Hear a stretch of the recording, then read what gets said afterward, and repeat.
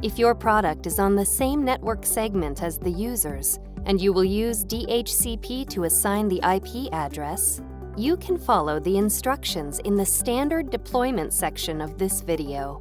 Otherwise, skip to the advanced deployment section of this video.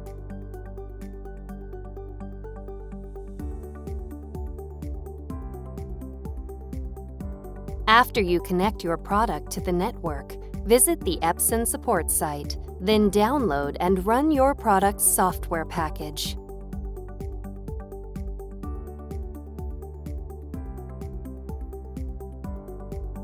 Follow the on-screen instructions to install the software.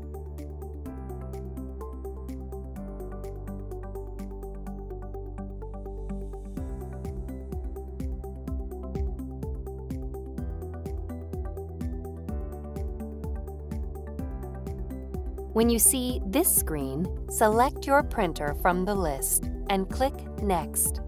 Follow the rest of the on-screen instructions to finish installation.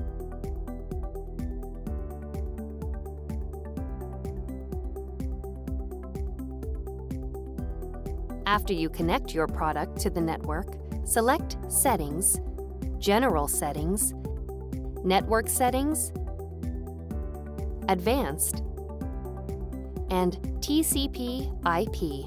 Set Obtain IP Address to Manual. Select the IP address field and enter the static IP address you want to use. Set the subnet mask, default gateway, and DNS settings as needed. Select Start Setup.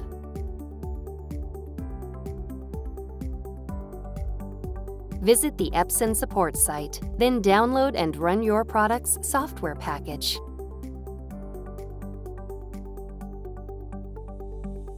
Follow the on-screen instructions to install the software.